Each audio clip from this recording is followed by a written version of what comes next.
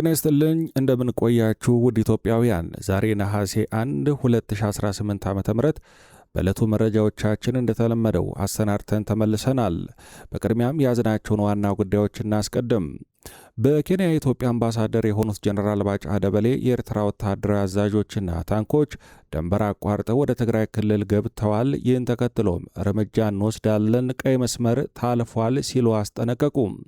የኢትዮጵያ ትዕግስት አክትሟል ያሉት ጀነራል ባጫ ደበሌ መንግስት ራሱን የመከላከል እርምጃ ከወሰደ የኤርትራ መንግስት እስከ መፍረስ ሊደርስ እንደሚችልም ያስጠነቀቁበት፣ በቀጣይም ምን ሊከናወን እንደሚችል የገለጹበት ጽሑፍ ይፋ አድርገዋል። በስፋት ተመልክተነዋል።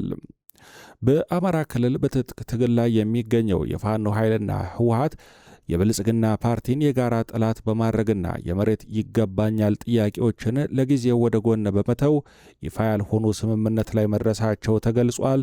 የተስማሙባቸውን የተባሉ ነጥቦች ደርሰውናል፣ እንመለከታለን። ሁለቱ አካላት የጋራ ወታደራዊ አመራር ለመፍጠርና ከጦርነት በኋላም በሚኖሩ ጉዳዮች ላይ መግባባት ላይ መድረሳቸውን የሚያመላክቱ አዳዲስ መረጃዎችም ነው የሰማነው። በዝርዝር የምንመለከተው ሌላኛው ጉዳይ ነው። በሌላ በኩል በትግራይ አማራና አፋር አዋሳኝ አካባቢዎች ህወሓት ተዋጊዎችንና ከባድ መሳሪያዎችን ወደ ቀድሞ ምሽጎች ያጓጓዘ መሆኑን የሚገልጹ መረጃዎች ዛሬ መውጣታቸውን ቀጥለዋል። የኢትዮጵያ መከላከያ ሰራዊትም በተመሳሳይ በሺዎች የሚቆጠሩ አባላቱን ወደ ድንበር ቀጠናዎች ማስፈሩ እንዲሁም በሁለቱም ወገኖች በኩል እየተከናወነ ነው የተባለውን የግዳጅ ወታደራዊ ምልመላና ዳግም መጠነ ሰፊ ጦርነት ሊቀሰቀስ ይችላል የሚለውን የነዋሪዎች ስጋት ዳሰናል። ሌላኛው ዘገባችን ነው። አድማጮቻችን እነዚህን መረጃዎች በስፋትና በጥልቅ የምናቀርባቸው መሆኑን ቃል እየገባን አሁን በቀጥታ ወደ ዝርዝር ዘገባዎች እንሻገራለን። አብራችሁን ቆዩ። በአማራ ክልል በትጥቅ ትግል ላይ የሚገኘው የፋኖ ኃይል አፋብህና ህወሓት የጋራ ወታደራዊ ግንባር ለመፍጠር መስማማታቸውን ከፋኖ የውስጥ ምንጮች የወጡ መረጃዎች አመላከቱ። ሁለቱ አካላት በጋራ ለመስራት ስምምነት ላይ መድረሳቸውን የሚገልጹ መረጃዎች በስፋት እየወጡ ይገኛሉ። ከዚህ ቀደም ለረጅም ጊዜ በሱዳን በኩል የሚስጥር ውይይቶችን ሲያደርጉ መቆየታቸውን ተነባቢው ዘኢኮኖሚስት መጽሔትን ጨምሮ በርካታ የዜና ምንጮች መዘገባቸው ይታወሳል። ከነዚህ ዘገባዎች በኋላ ሁለቱ አካላት የደረሱበትን ሁኔታ በተመለከተ አዳዲስ መረጃዎች ለረጅም ጊዜ ሳይገኙ ቢቆየም አሁን ላይ ግን ሁለቱ ቡድኖች ስምምነት ላይ መድረሳቸውን የፋኖ የቅርብ ምንጮች እየገለጹ ነው። በተለይም ሁለቱ ኃይሎች ተስማምተውባቸዋል የተባሉ ነጥቦች ይፋ የሆኑ ሲሆን ሁለቱም ወገኖች አሁን ላይ ሀገሪቱን እያስተዳደረ የሚገኘውን የብልጽግና ፓርቲን የጋራ ጠላት ብለው መሰየማቸው ተሰምቷል። በተጨማሪም በሁለቱም ወገኖች ላይ የህልውና አደጋ ጋርጦብናል በሚል እሳቤ በጋራ ለመታገል ስምምነት ላይ መድረሳቸው ተጠቁሟል። በተለይ ደግሞ የጦርነቱ ዋነኛ ትኩረት በአማራና በትግራይ መካከል ባለው የመሬት ይገባኛል ጥያቄ ላይ ሳይሆን አሁን ያለውን የብልጽግና መንግስት ማስወገድ ላይ እንዲሆን ወሳኝ ስምምነት ተደርጓል ተብሏል። ሁለቱ አካላት ብቻ ሳይሆኑ ሌሎች ጸረ መንግስት የሆኑ ኃይሎችንም ያካተተ የጋራ ወታደራዊ አመራር ለመፍጠርም መስማማታቸው ታውቋል። ምንም እንኳን እስካሁን ሁለቱም ወገኖች በይፋ የሰጡት መግለጫ ባይኖርም ከወራት በፊት የፋኖ ቃል አቀባይ የሆኑት ጠበቃ አስረስ ማረ ከኢትዮ ኒውስ ጋር በነበራቸው ቆይታ ጦርነቱ በአማራ ክልል ላይ ብቻ መወሰን እንደሌለበትና ትግሉን ብቻቸውን መጋፈት ከጥቅሙ ይልቅ ጉዳቱ እንደሚያመዝን መግለጻቸው ይታወሳል። በተጨማሪም በህወሓት በኩልም አሁን እንደ ድሮ አይደለንም፣ ከሌሎች ኃይሎች ጋር በጋራ እየሰራን ነው የሚሉ አቋሞች ወይዘሮ ፈትለወርቅን ጨምሮ በበርካታ የህወሓት ባለስልጣናቶች በኩል ሲንጸባረቅ መሰንበቱም ይታወሳል። ሁለቱ አካላት ለዚህ ስምምነት የበቁት ለረጅም ጊዜ በውስጥ መስመር ሲወያዩ ቆይተው እንደሆነ ቢነገርም እስካሁን በይፋ ለማወጃቸው ግን በደጋፊዎች ወይም በአንዳንድ አመራሮቻቸው ሊነሳ የሚችለውን ተቃውሞ በመስጋት እንደሆነ ተገምቷል። ህወሓት ከዓመታት በፊት በነበረው ውጊያ ከኦነግ ጋር በይፋ ህብረት መመስረቱን ገልጾ ከመንግስት ጋር ሲዋጋ እንደነበረ የቅርብ ጊዜ ትውስታ ሲሆን በወቅቱ ፋኖና ኤርትራ ከመንግስት ጎን ተሰልፈው እንደነበረ ይታወቃል። ይህ አዲሱ ስምምነት በውጊያ ላይ ብቻ እንደማያበቃም ተገልጿል። ካሸነፉ በኋላም ሊመሰረቱት ስለሚችሉ የሽግግር መንግስት፣ የሽግግር ቻርተርና ሌሎች ተያያዥ ጉዳዮች ላይም ረቂቅ መግባባት ላይ መደረሱም ተመላክቷል። እስካሁን ይህ መረጃ በፋኖ ወይም በህወሓት ከፍተኛ አመራሮች በኩል በይፋ ባይረጋገጥም ከሁለቱም ወገኖች የሚወጡ መረጃዎች ግን መጠነኛ ስምምነቶች መኖራቸውን ያጠናክራሉ። ጠቅላይ ሚኒስትር አብይ አህመድ ባለፈው ወር በፓርላማ ባደረጉት ንግግር ህወሓት፣ ፋኖና ኤርትራ በጋራ ቢመጡ እንኳን ንቅንቅ የሚል መንግስት የለም ሲሉ መናገራቸው የሚታወስ ሲሆን ይህም መንግስት ስለ ሁኔታው ቅድመ መረጃ እንዳለው ማሳያ ተደርጎ ተወስዷል። በኬንያ የኢትዮጵያ አምባሳደር የሆኑት ጄኔራል ባጫ ደበሌ ከሰሞኑ በተደጋጋሚ በህዝብ ፊት ቀርበው አሁን ካለው የፖለቲካና ወታደራዊ ውጥረት ጋር በተያያዘ የግል አመለካከታቸውን ከመግለጽ ባለፈ የመንግስታቸውን አቋም በማንጸባረቅ ላይ ይገኛሉ። ከቀናት በፊት ከቢቢሲ ጋር በነበራቸው ቆይታ የፋኖ መሪዎች በትጥቅ ትግል ላይ ያለውን ጦርነት ካቆሙ መንግስት ገንዘብ ሊሰጣቸው እንደሚችል የገለጹት ጄኔራል ባጫ ዛሬ ደግሞ ኤርትራን በተመለከተ እጅግ ጠንከር ያለ ንግግር ሲያደርጉ ተደምጠዋል።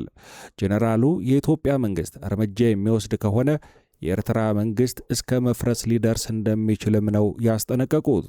ጄኔራሉ ለዚህ ንግግራቸው መነሻ የሆነው ከሰሞኑ በዛላምበሳ በኩል ድንበር አቋርጠው ወደ ኢትዮጵያ ትግራይ ክልል የገቡ የኤርትራ ወታደራዊ መሪዎች ቪዲዮ በይፋ መሰራጨቱን ተከትሎ በመንግስት በኩል የተነሳውን ቁጣ በማስተጋባት ነው።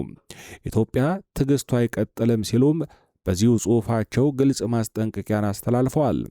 የሀገሪቱ መንግስት ደህንነቱንና ህገ መንግስታዊ መብቱን የመጠበቅ ተፈጥሯዊ መብት እንዳለው የገለጹት ጄኔራል ባጫ ደበሌ ኤርትራ እየደገፈችው ያለው የሽምቅ ውጊያ ኢትዮጵያ በዓለም አቀፍ ህግ መሰረት ራሷን የመከላከል እርምጃ እንድትወስድ ሙሉ መብት እንደሚሰጣት ገልጸዋል። ኢትዮጵያ ታግሳ አትቀጥልም ሲሉም እርምጃ ሊወሰድ እንደሚችል በጥብቅና በቁርጠኝነት አስጠንቅቀዋል። ከዚህ ቀደም ጠቅላይ ሚኒስትር አብይ አህመድና ፊልድ ማርሻል ብርሃኑ ጁላን ጨምሮ ከፍተኛ ወታደራዊ መኮንኖች ኤርትራ ለህወሓትና ለፋኖ እንዲሁም ለኦነግና መሰል ታጣቂ ኃይሎች ድጋፍ ታደርጋለች የሚሉ ክሶችን ሲያቀርቡ እንደነበረ ይታወሳል።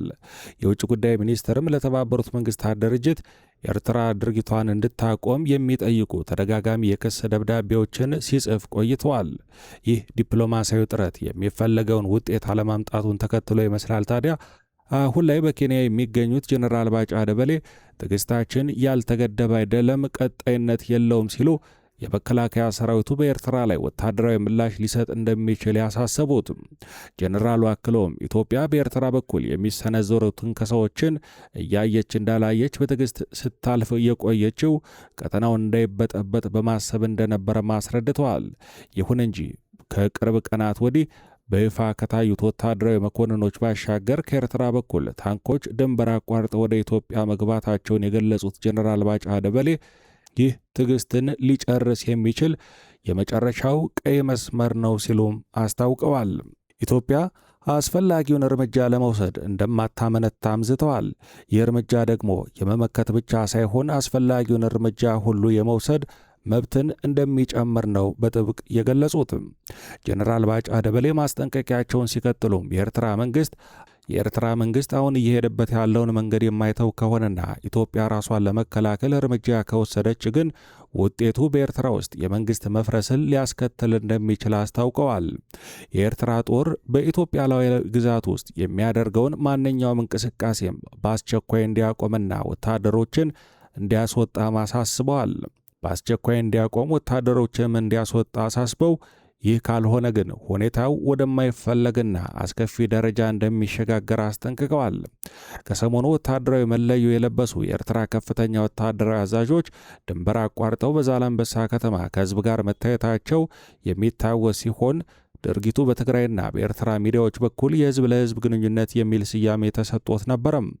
ምንም እንኳን የፌዴራል መንግስቱ በዚህ ድርጊት ደስተኛ ባይሆንም ሁኔታው በዚህ ሳያበቃ በቀጣይ ቀናት ታንኮችና ከባድ መሳሪያዎችን ጨምሮ የኤርትራ ወታደራዊ ቁሳቁሶች ድንበር ተሻግረው ወደ ትግራይ ክልል መግባታቸውን ሪፖርቶች ማመላከታቸውን ነው ጄኔራል ባጫ የገለጹት። ከሰሞኑ በሽሬ ግንባር የታዩ የኢራን ምርት የሆኑ የተለዩ የጦር መሳሪያዎችን በተመሳሳይ መስመር የገቡ ሊሆን እንደሚችል ግምቶች መቅረባቸው ይታወሳል። እስካሁን በፌዴራል መንግስቱም ሆነ በመከላከያ ሰራዊቱ በኩል ይፋዊ ምላሽ ባይሰጥም ጄኔራል ባጫ ደበሌ ግን ኢትዮጵያ ዳግም እንደማትታገስና ወታደራዊ የኃይል እርምጃ ልትጠቀም እንደምትችል ግልጽ መልእክት አስተላልፈዋል።